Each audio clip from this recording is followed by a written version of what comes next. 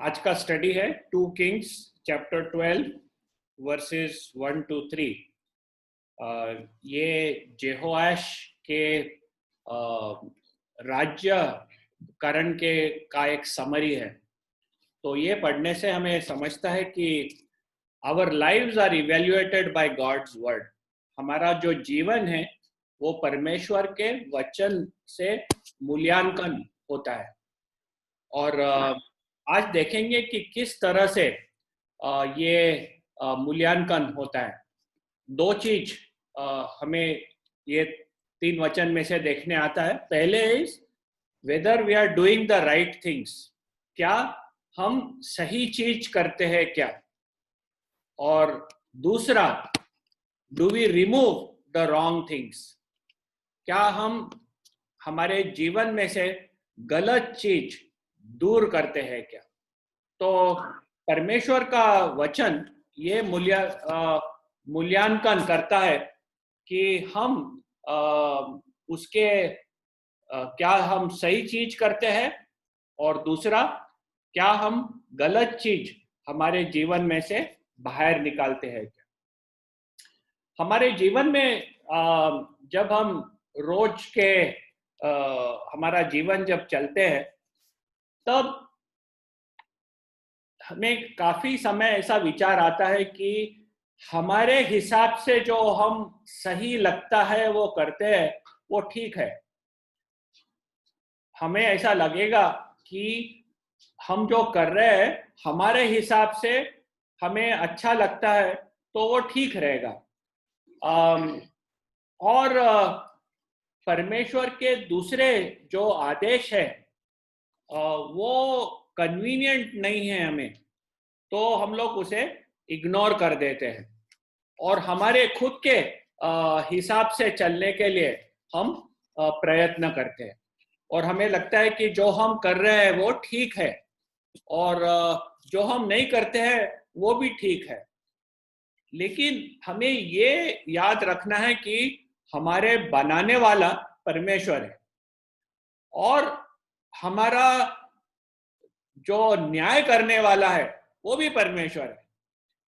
तो हम खुद को नहीं बनाते और हम खुद का न्याय नहीं करने वाले।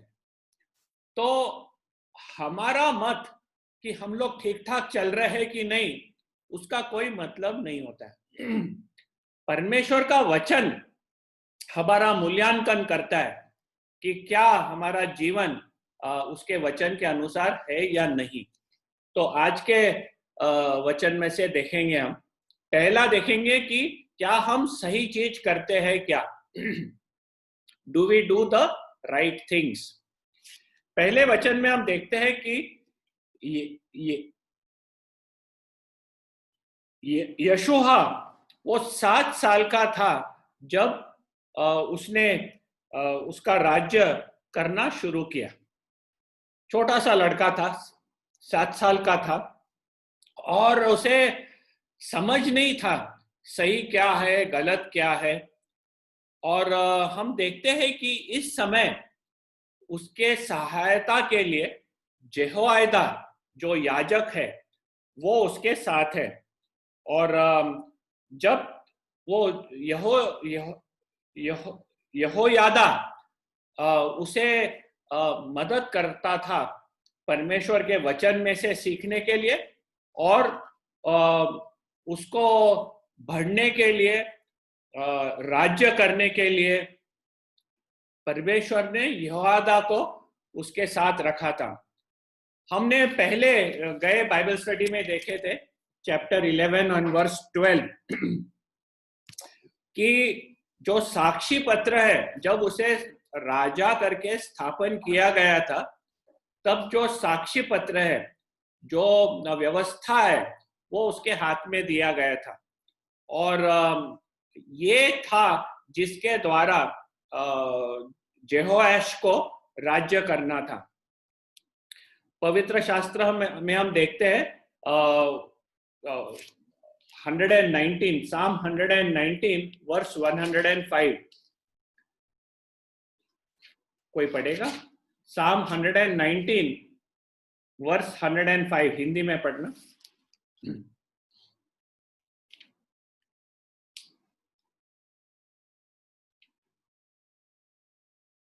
निधि, Psalm 119 verse 105. 105. तेरा वचन मेरे पाँव के लिए दीपक और मेरे मार्ग के लिए उजियाला है। हाँ, तेरा वचन मेरे पाँव के लिए दीपक और मेरे मार्ग के लिए उजियाला है। तो हम देखते हैं कि किस तरह से यहोयादा परमेश्वर के वचन जेहोआश को सिखाता था और उस रीत से जेहोआश राज्य करता था। तो जब तक जेहोयादा था, हम देखते हैं कि ये परमेश्वर का वचन उसके लिए एक दीपक करके था और उसे उजाला देता था। और हम ये देखते हैं वचन में कि Jehoash did what was right in the eyes of the Lord. जब तक जेहोयादा याजक योआश को शिक्षा देता रहा, तब तक वो वही काम करता रहा जो यहोवा की दृष्टि में ठीक है। तो हम देखते हैं कि ये छोटा सा था राजा, और जब भी बढ़ रहा था, ये यहोवा के निगाह में जो ठीक है वो कर रहा था, क्योंकि यहोयादा परमेश्वर के वचन से उसे आज्ञावानी देता था। और ये हम देखते हैं कि जब तक यहोयादा जिंदा था, जेहोआश परमेश्वर के रास्ते में चलता था। जेहोयादा करीब 130 साल का था मरने के पहले। तो 130 साल परमेश्वर ने एक लंबी आयुष्य दिया था यहोयादा को, ताकि जेहोआश को सहायता मिले और परमेश्वर के वचन के अनुसार चलने के लिए उसे गाइडेंस मिले। तो इसमें से हम देखते हैं कि कैसे एक धार्मिक आदमी यहोयादा उसके जीवन के द्वारा और उसके शिक्षण के द्वारा एक जवान राजा को मार्गदर्शन मिलता है अपने राजकरण को संभालने के लिए। और परमेश्वर जब उसका इवैल्यूएशन करता है, मूल्यांकन करता है, तब इधर लिखा है he did what was right in the eyes of the Lord। परमेश्वर के आंख में जो ठीक है वो करा। हम देखते हैं कि उसने ठीक क्या किया, आगे पढ़ के हम देखेंगे। और 2 क्रॉनिकल्स में भी लिखा है कि जो उधर के मंदिर का जो रीत रिवाज है और उधर आराधना स्तुति का जो भक्ति करने के लिए जो प्रोसीजर्स है, वो वापस यहोयादा और जोआश ने स्थापन किया। हमें पता है कि उनके पहले अटालाया ने पूरा खत्म कर दिया था, मंदिर के सब चीजों भी बाहर निकाल के ले गए थे। मंदिर का जो भक्ति थी वो पूरी तरह से बंद हो गई थी, क्योंकि बाल के सेवा में उन लोग सब उनका अटेंशन डाल दिए थे। तो परमेश्वर का जो सेंचुरी था वो पूरी तरह से टूटा हुआ था, वो फंक्शन नहीं हो रहा था, काम नहीं हो रहा था उधर। तो ये टेम्पल वर्शिप, मंदिर की भक्ति उन्होंने वापस स्थापन कर दी।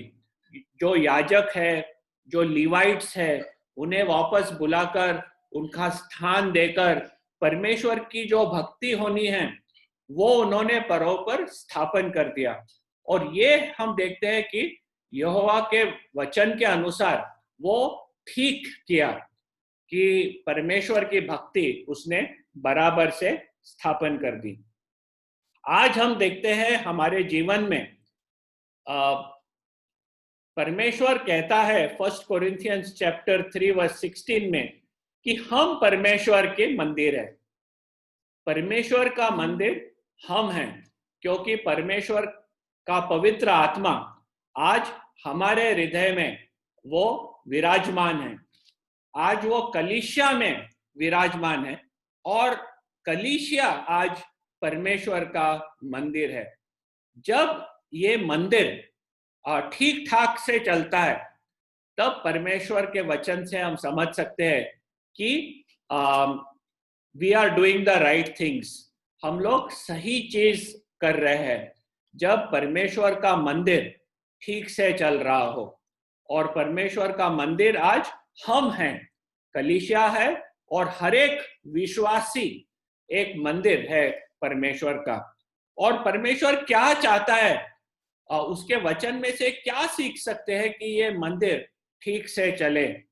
कोलोशियंस के पत्र में हम टर्न करेंगे, Paul's letter to the Colossians, Galatians, Ephesians, Philippians and बाद में कोलोशियंस, थेसलोनिया के पहले। कोलोशियंस चैप्टर 3,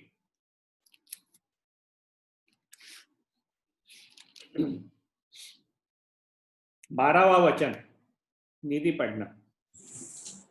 इसीलिए परमेश्वर के चुने हुओं के समान जो पवित्र और प्रिय है, बड़ी करुणा और भलाई और दीनता और नम्रता और सहनशीलता धारण करो। हाँ, तो हमें ये मंदिर ठीक से चलाना हो तो परमेश्वर क्या चाहता है कि बड़ी करुणा, भलाई, दीनता और नम्रता और सहनशीलता धारण करो। जब हम इस रीत से हमारा जीवन चलाते हैं, एक दूसरे के साथ जो व्यवहार करते हैं, तो हम बोल सकते हैं कि हम we are walking in a manner which is pleasing to the Lord. तब परमेश्वर बोलेगा that he did what was right in the eyes of the Lord. तो हमें भी देखना है, हम जांचना है हमारे जीवन में, is there compassion, kindness, humility, meekness, patience with one another. ऐसा हो तो हम ये मंदिर ठीक से चला रहे हैं। 13वां वचन पढ़ना, कोलोशियंस 3:13। और यदि किसी को किसी पर दोष देने का कोई कारण हो, तो एक दूसरे की सह लो और एक दूसरे के अपराध क्षमा करो। जैसा प्रभु ने तुम्हारे अपराध क्षमा किए, वैसे ही तुम भी करो। जब हम पाप करते हैं तो कितने तुरंत हम परमेश्वर के पास जाते हैं और बोले हमें क्षमा करो। रोज रोज वही गलती हम रोज करते हैं, और रोज परमेश्वर के पास भागते हैं और बोलते हैं क्षमा करो, और परमेश्वर हमें क्षमा करता है। लेकिन हम एक दूसरे के साथ जब गलती करते हैं, हम क्षमा करने के लिए कितना कठिन हो जाता है हमें। लेकिन इधर बोलते हैं कि परमेश्वर के मंदिर में हमें ये मंदिर ठीक से चलता हो तो एक दूसरे को क्षमा करो। यदि किसी को किसी पर दोष देने का कोई कारण हो, यानी दोष देने का एक कारण है और दोषी दूसरे को ठहराने का कारण है, ऐसे समय एक दूसरे को क्षमा करो। 14 पढ़ना। इन सब के ऊपर प्रेम को, जो सिद्धता का कटिबंध है, बांध लो। प्रेम से बांध लो। प्रेम, लव, ये क्या चीज है?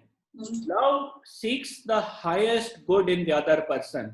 दूसरे के जीवन में सबसे महान चीज पाना और एक्सपेक्ट करना, या तो मेरे तरफ से मैं क्या करता हूं, क्या करती हूं, जिसके द्वारा दूसरे के जीवन में सबसे अच्छा तैयार हो, उसे हम बोलते हैं कि मैं प्रेम करता हूं। तो किस तरह से हम एक दूसरे के साथ प्रेम कर सकते हैं, तो ये हम देखते हैं कि 15वां भी पढ़ना, 15। मसीह की शांति, जिसके लिए तुम एक देह होकर बुलाए भी गए हो, तुम्हारे हृदय में राज्य करे और तुम धन्यवादी बने रहो। कलीसिया एक मंदिर हो तो एक देह होके किस तरह से हम महसूस करें और सिर्फ महसूस नहीं किए करे, लेकिन हमारे रिलेशनशिप्स में हम किस तरह एक ध्येय के जैसे ऑपरेट करें, ये बहुत महत्व का है। Let the peace of Christ rule in your hearts to which you are called in one body. तब परमेश्वर की शांति हमारे जीवन में होगी।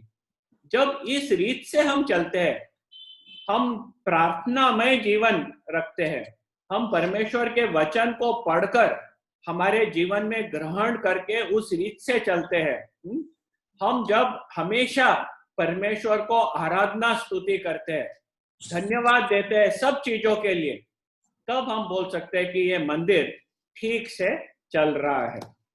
वापिस हम जाएंगे अभी 2 किंग्स चैप्टर 12 में। तो पहला हमने देखा है कि क्या हम सही चीज कर रहे हैं क्या। अभी दूसरा देखेंगे कि क्या हम गलत चीज निकाल दे रहे हैं क्या।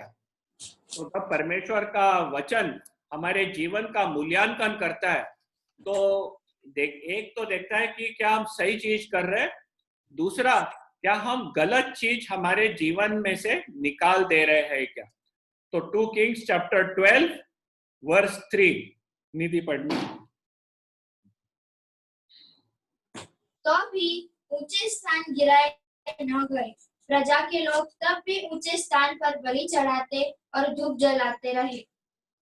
तो इधर लिखा है कि ऊंचे स्थान थे उधर और वो गिराए नहीं गए। परमेश्वर की एक इरादा था, एक्सपेक्टेशन था उनके पास से कि ये जो ऊंचे स्थान हैं वो तोड़े जाए और उस ऊंचे स्थान में वह बलि न चढ़ाए और धूप न जलाए।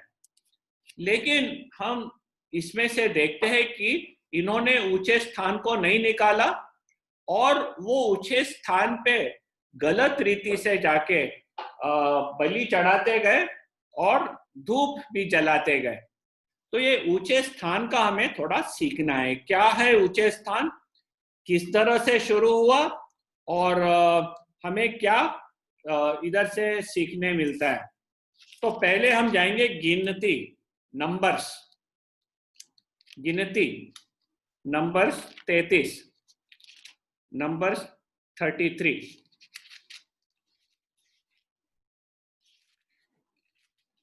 नंबर्स 33 वर्स 52 पढ़ना। गिनती।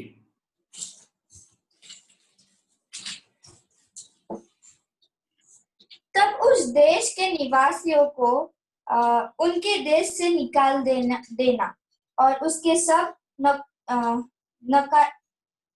नक्काशीदार पत्थरों को और ढली हुई मूर्तों को नष्ट करना और उसके सब पूजा के ऊंचे स्थान को ढा देना। उनके सब पूजा के ऊंचे स्थानों को ढा देना।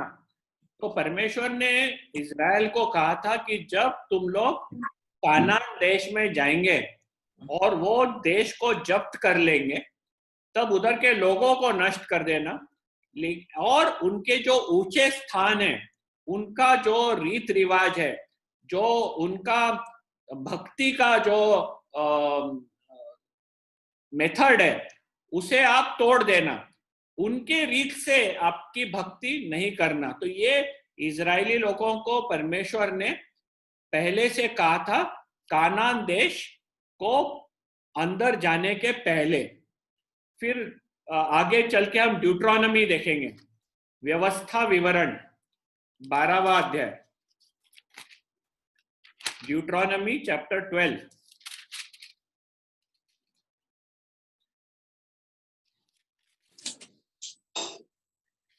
4 से 6 पढ़ना। फिर जैसा वे करते हैं, तुम अपने परमेश्वर यहोवा के लिए वैसा न करना, किंतु जो स्थान तुम्हारा परमेश्वर यहोवा तुम्हारे सब गोत्रों में से चुन लेगा कि वहां अपना नाम बनाए रखे,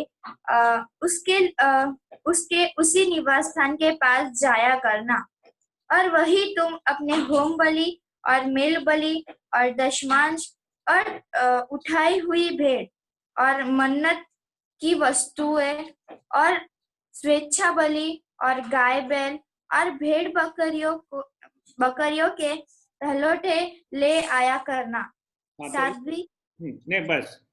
और इधर उन्होंने कहा था कि जब तुम कानान देश में जाओगे तब मैं एक स्थान बताऊंगा उधर, किंतु जो 5वां वचन, किंतु जो स्थान तुम्हारा परमेश्वर यहोवा तुम्हारे सब गोत्रों में से चुन लेगा कि वहां अपना नाम बनाए रखे। तो परमेश्वर ने पहले से कहा था कि जब कानान देश में आप लोग जाएंगे तब मैं एक स्थान चुनूंगा और वो स्थान, सिर्फ वही स्थान पे मेरा मंदिर बनेगा और वो स्थान पे जो भी आपकी होम बलि होनी है, मेल बलि होनी है, दशमांश लाना है, सब कुछ उधर ही आप लोग करना। तो ये एकदम स्पष्ट रीत से हम देखते हैं कि परमेश्वर ने आदेश दिया था कानान देश के को जब्त करने के पहले। वही ड्यूटरोनॉमी चैप्टर 12 वर्स 13 पढ़ना भी। और सावधान रहना कि तू अपने होम बलियों को हर एक स्थान पर जो देखने में आए न चढ़ाना। हर एक स्थान पे होम बलि नहीं चलाना है। तो ये जो ऊंचे स्थान जो बना के रखे थे उन्होंने कानान देश वाले, परमेश्वर नहीं चाहता था कि उनके रीत के अनुसार इजराइल के लोग भी उधर जाके अपना होम बलि चढ़ाए। वो बोला था उन्हें कि मैं तुमको एक नेम का जगह बताऊंगा और वहीं जाके आपको आपका बलि चढ़ाना है। फिर आगे चढ़ के हम देखेंगे फर्स्ट किंग्स, पहला राजा चैप्टर 14, पहला राजा 14 और 23वां वचन पढ़ना।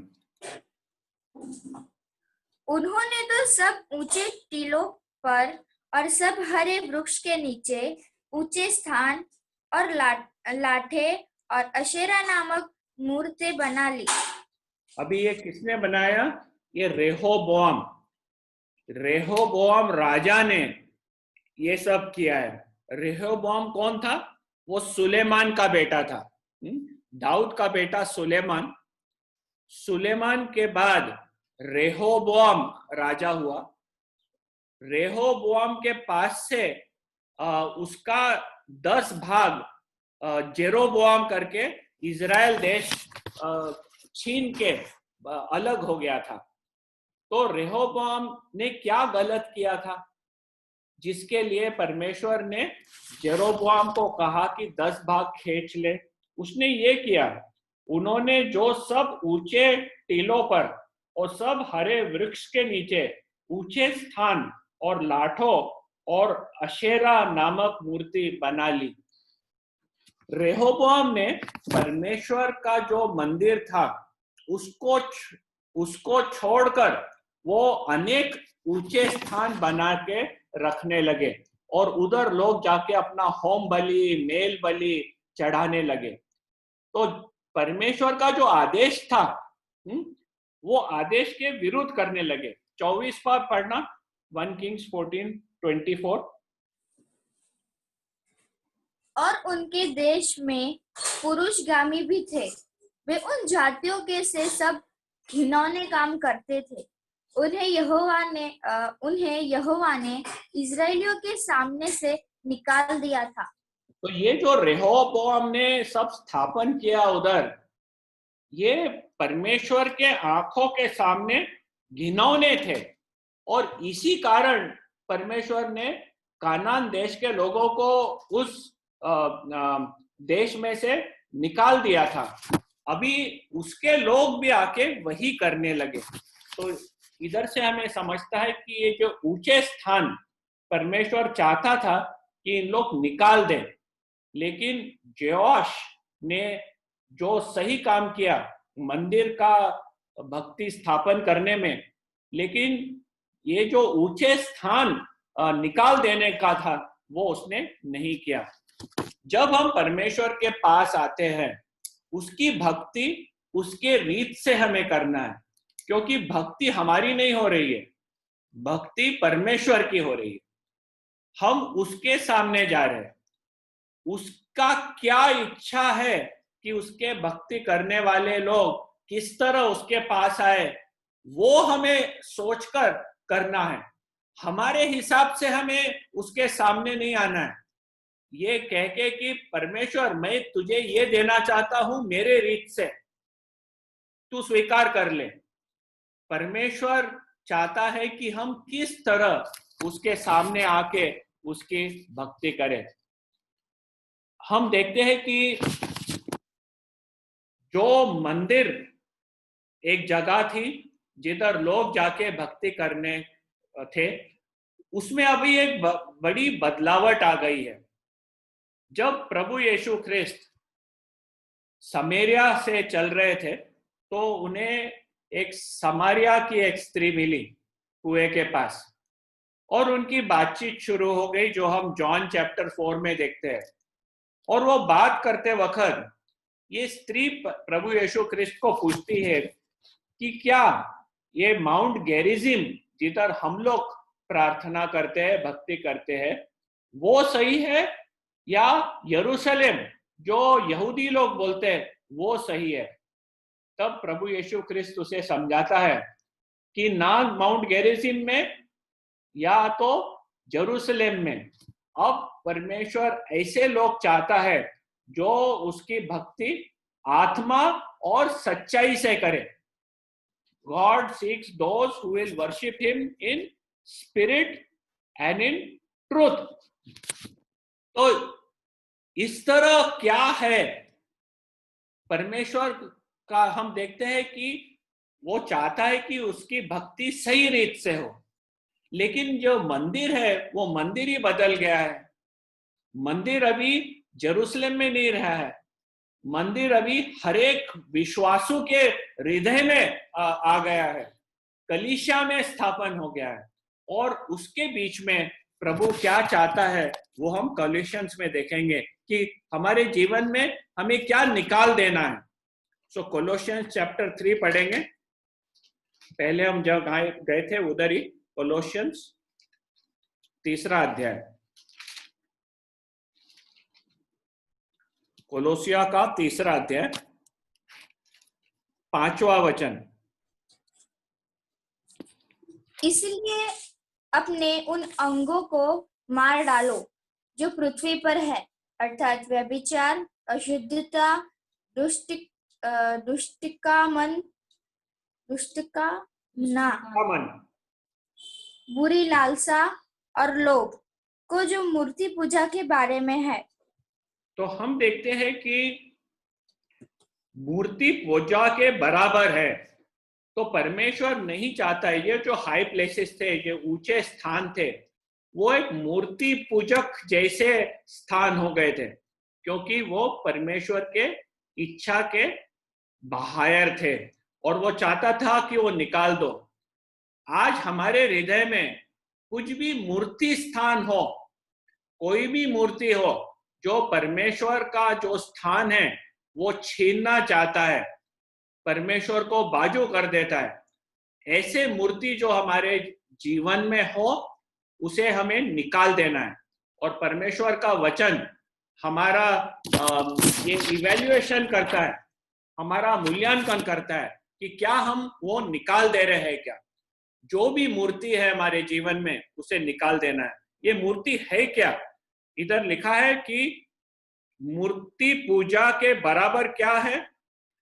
व्यभिचार, अशुद्धता, दुष्कामना, बुरी लालसा और लोभ, ये हमारे हृदय में से हमें निकाल देना है।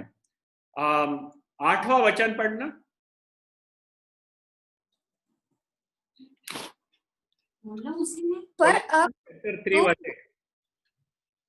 पर अब तुम भी इन सब को, अर्थात क्रोध, रोष, बैरभाव, निंदा और मुंह से गालियां बकना, ये सब बातें छोड़ दो।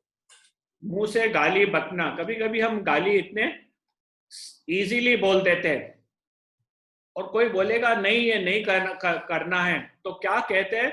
हर एक जन तो कहता है क्रोध, मैं क्रोधित हूं, वो मेरा स्वभाव है, मैं कुछ कर नहीं सकता हूं, ऐसा कह के अपन हमारे जो गलत व्यवहार है उसे जस्टिफाई करते हैं। लेकिन परमेश्वर का वचन कहता है हमें इसे निकाल देना है। बैर भाव, निंदा, do we not slander and talk with malice about one another? बैर भाव करते हैं, निंदा करते हैं। कोई भाई या बहन थोड़ा सा अपने बिहेवियर में हमारा जो एक्सपेक्टेशन है उससे थोड़ा सा दूर कर दिया, गलती कर दी, तो हम किस तरह से निंदा करने लगते हैं, बहुत सोपी तरह दूसरे को टोक के उसके व्यवहार के बारे में हम लोग बोलते थे। हमें ऐसा लगता है कि हम कितने महान हैं, हाँ, हम ऊंचे हो गए, वो नीचा हो गया, हमारा स्थान थोड़ा अलग। ये सब एक मूर्ति पूजा जैसे इक्विवेलेंट है। इधर लिखता है मूर्ति पूजा के बराबर है। परमेश्वर चाहता है कि हम इस हमारे हृदय में से ये निकाल दें। 9वां वचन पढ़ना। एक दूसरे से झूठ मत बोलो, क्योंकि तुमने पुराने मनुष्यत्व को अपने कामों समेत उतार डाला है। हाँ, एक दूसरे से झूठ मत बोलो, सत्य बोलो। तो ये है हमारे जो परमेश्वर चाहता है कि हम हमारे जीवन में से हटा दें। तो 2 चीज आज हमने देखे कि किस तरह परमेश्वर का वचन हमारे हृदय का मूल्यांकन करता है। पहला, क्या हम सही चीज कर रहे हैं क्या? मंदिर का स्थापना, मंदिर का भक्ति जो जोआश ने स्थापन किया था यहोवा के मदद से, वो परमेश्वर ने देखा और कहा कि वो जोआश जो परमेश्वर के आंख में सही है वो करता था। आज हम देखते हैं कि परमेश्वर हमारे जीवन को जांचता है, क्या परमेश्वर के आंख में जो सही है हम कर रहे हैं। तो हमने देखा कि कोलोशियंस में से किस तरह हमें एक कृपालु हृदय, एक प्रेम का संबंध एक दूसरे के साथ स्थापन करना है, क्योंकि परमेश्वर का मंदिर हम लोग हैं और इस मंदिर पवित्र होना है। दूसरा, हमने देखा कि कैसे गलत चीज हमें हमारे हृदय में से निकाल देना है। जोआश ने, उसका फेलियर हो गया, उसने नापास हो गया उधर, क्योंकि जो ऊंचे स्थान थे, जो मूर्ति पूजक इक्विवेलेंट थे, वो उसने निकाला नहीं। वो उसने जो रेहोबाम ने शुरू किया था उसी रीत से उन लोग चलते गए। हमारे हृदय में से परमेश्वर का वचन हमारा इवैल्यूएशन करता है, हमारा मूल्यांकन करता है कि क्या हम मूर्ति पूजा हमारे जीवन में से क्या निकाल दे रहे हैं। क्या मूर्ति पूजा क्या है वो हमने देखा कि किस तरह जो हम लोग व्यभिचार, अशुद्धता, दुष्कामना, बुरी लालसा ये सब रखते हैं, वो एक मूर्ति पूजा समान है। और परमेश्वर का वचन चाहता है कि हम ये हमारे हृदय में से निकाल ले। तो आज के वचन में से हमने देखा है कि 2 चीज हमें करना है, परमेश्वर के वचन के अनुसार चलना है, और दूसरा, जो उसके वचन से दूर है वो हमारे जीवन में से हमें निकाल देना है।